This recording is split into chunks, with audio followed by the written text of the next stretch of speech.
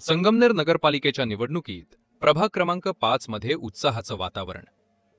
रवी म्हस्के यांना मतदारांचा जबरदस्त उत्स्फूर्त प्रतिसाद मिळत असल्याचं चित्र समोर येत आहे।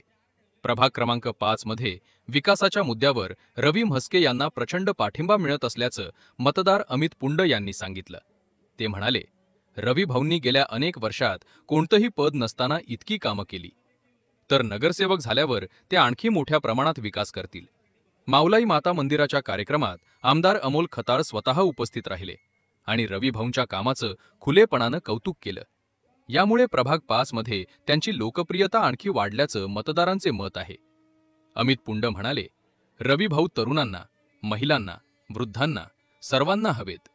यावर्षी प्रभाग 5 मध्ये परिवर्तनाची गरज आहे आणि मतदारांनी रवी भाऊंना एक संधी द्यावी। आपण कोणत्या प्रभागातले आणि नाव काय? माझं नाव आहे अमित पुंड। आम्ही प्रभाग क्रमांक 5 मधला मतदार आहे।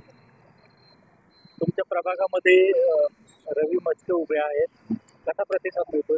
अतिशय उत्कृष्ट प्रतिसाद मिळत आहे रवी भाऊंना। तुम्हाला रवी भाऊच पाहिजे का?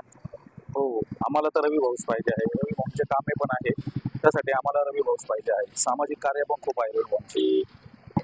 सत्ता नसताना रवी भाऊंनी नाशिक पुणे हायवे मधील डिवायडर आहे ना, जे त्या डिवायडर मध्ये सुशोभीकरणचं काम केलेले आहे। आणखी काही? रवी भाऊंनी अनेक सामाजिक कार्य केलेले आहे। आरोग्य शिबिर भरवलेले आहे, रक्तदान शिबिर भरवलेले आहे, गोशाळेसाठी नेहमी मदत केली आहे रवी भाऊंनी। आणि आज जे जय जवान चौक येथील मागे इंदिरानगर 1 नंबर गल्लीत जे जय माऊलाई माताचं मंदिर आहे, ती मंदिराची जी जागा आहे ती रवी भाऊंची स्वतःची असून ती मंदिरासाठी दिलेली आहे आणि त्या ठिकाणी भव्य दिव्य मंदिर त्यांनी उभारलेले आहे।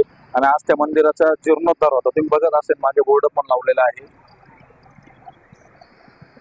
काय अपेक्षा आहे रवी भाऊंकडून? अशीच एक अपेक्षा आहे की पद नसताना रवी भाऊंनी खूप सामाजिक कार्य केलेले आहे, तर पद आल्यानंतर रवी भाऊ नक्कीच अजूनही कामे करतील।